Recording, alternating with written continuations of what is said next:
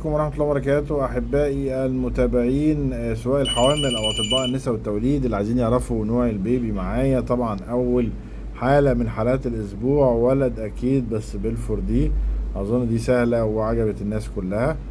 لف كده الفيديو هتلاقيه ولد جميل. تاني فيديو من فيديوهات الأسبوع، ده ولد ولا بنت؟ طبعا الناس جاوبت ولد، وهي طبعا بنت واضحة خالص لأن النب باراليل للسباين.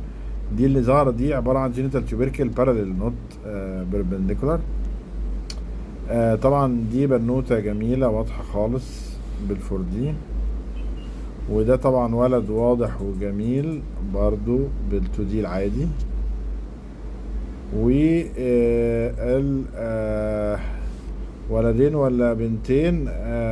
كان انا رأيي ان هما ولدين جمال احبائي الكرام. لو تكمل الفيديو هتلاقيهم ولدين جمال، بس كمل الفيديو للاخر هتلاقيهم ولدين جمال. و يا ترى هل ترى ولد ولا بنت في السونار في الفيديو الجميل ده؟ ولد طبعا واضح جدا.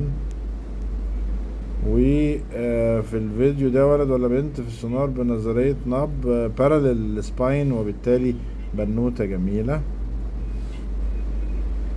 ولدين ولا بنتين؟ هنا ادي بنوتة جميلة، وادي برضو اظن بنوتة تانية جميلة. شكرا جزيلا لكل المتابعين، واراكم على الف خير الجمعة القادمة.